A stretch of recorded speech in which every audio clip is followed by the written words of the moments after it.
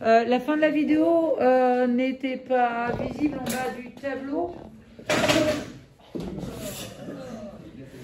Ce que je vous montrais, c'est que la suite des nombres donc, était croissante, mais qu'on atteignait une certaine limite, et cette limite, on pouvait la calculer en essayant de trouver le point d'intersection entre la courbe et la droite d'équation y égale x, mais ça, on verra ça par la suite, tout à la fin du chapitre. Là, on va s'intéresser aux variations des suites.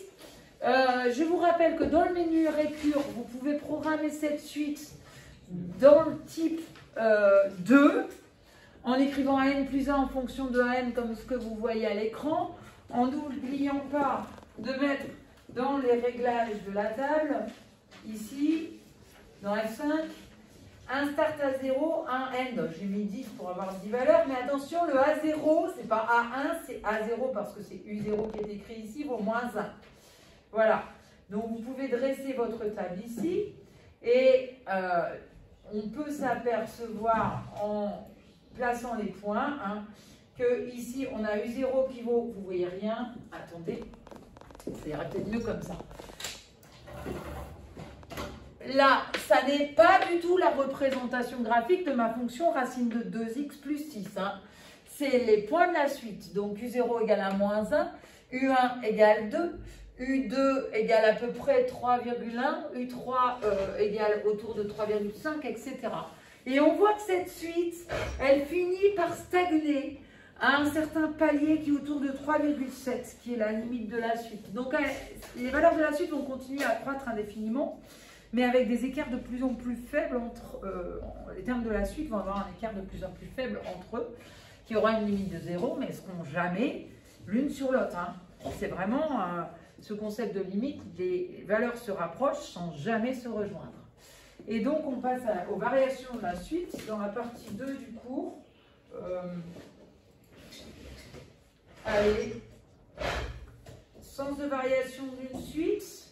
Je crois que j'ai tout un graphique qui a disparu ici. Certains l'ont sur leur cours et moi j'ai le cours précédent et je ne l'ai pas. Donc voilà. Donc ceux qui ont le cours en entier, le nouveau cours, on peut conjecturer que la suite qu'on voit sur la représentation graphique croît à partir de combien ceux qui ont la représentation graphique? Il faudra aller le reprendre sur mon cours. Nathan, t'as pas le bon. En fait, j'ai ressorti un cours. J'ai changé entre deux. Clarisse? À partir de n supérieur ou égal à 3. Sinon, on reprend, pour les autres, on reprend nos exemples précédents. Et dans les exemples précédents, pour l'exemple 1 qui est ici, on voyait que la représentation graphique, ça montait et ça redescendait, et c'était décroissant à partir de n égale 4. Donc, selon ce que vous avez, vous remplissez. Et pour l'exercice, pour l'exemple 2, la suite qui était là était une suite qui était croissante. Voilà. Là, pour l'exemple 2, on avait une suite croissante. Bon, vous voyez par rapport à la version de polycopier que vous avez. Donc, une suite croissante, c'est quand on trouve que le suivant est toujours supérieur ou égal au précédent. Une suite décroissante, c'est que le terme suivant est plus petit que le terme précédent. On a trois façons de montrer le sens de variation d'une suite. Et c'est là-dessus qu'on va travailler donc, à partir de maintenant. La première méthode, vous lirez le cours. Si on trouve que la fonction f est croissante à partir d'un certain rang et que votre suite un est donnée de façon explicite, il vous suffira d'étudier les variations de la fonction f pour trouver le sens de variation de la suite. Voilà le principe. Et donc, essayons de résoudre le problème des deux exemples avec la méthode 1. Alors, la suite un, c'est celle qui est définie dans l'exemple précédent. Elle s'écrit moins n carré plus 7n plus 1. Là, j'en ai pris une autre, un peu plus simple que la précédente. Donc, on écrit que un, c'est égal à f de n, avec f de x qui s'écrit moins x carré plus 7x plus 1. Et là, eh bien, il faut donner les variations de la fonction f. Alors, on peut dériver, mais on sait que c'est une fonction du second degré. C'est une courbe, donc c'est une fonction, donc le coefficient a devant le x carré, il est négatif. Donc, hein, je vous rappelle que la parabole, bon, entre guillemets, elle fait la moue.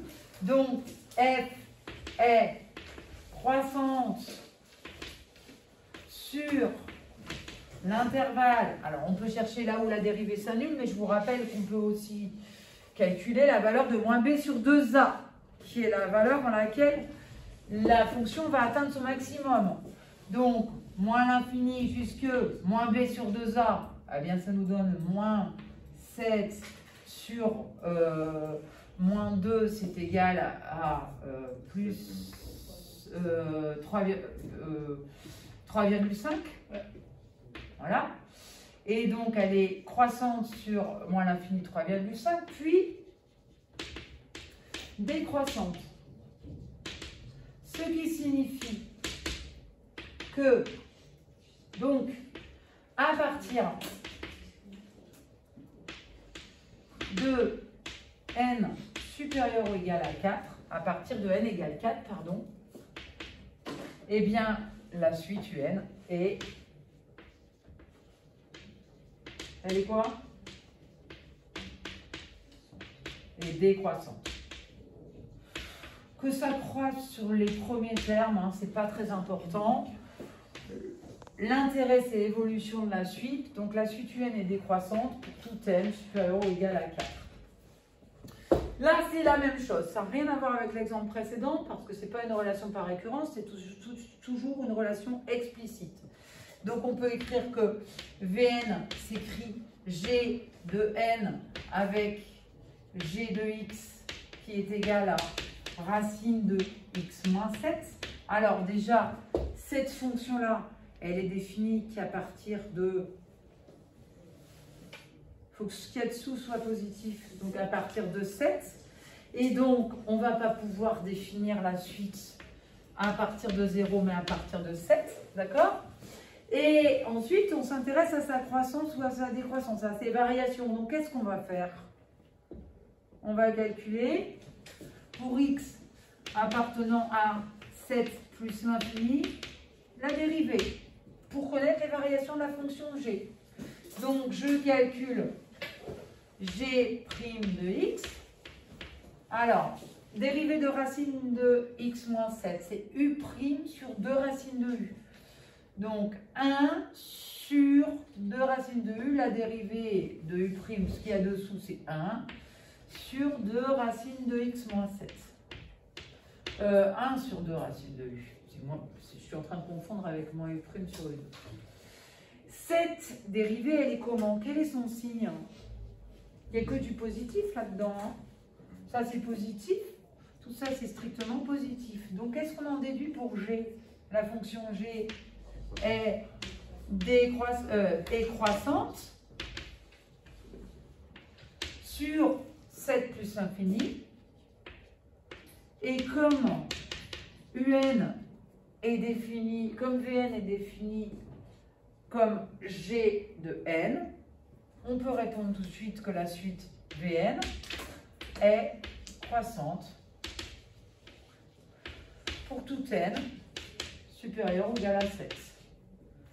Voilà la première méthode. Quand on va avoir non plus une suite définie de façon explicite, mais une relation par récurrence, on va appliquer deux autres méthodes. Parce qu'on a bien vu que c'était beaucoup plus compliqué hein, quand la fonction était définie par récurrence. Vous voyez bien que le graphe de la fonction qu'on a utilisé n'est pas finalement le graphe de la suite du nuage de points. Donc, eh ben, on va utiliser une autre méthode.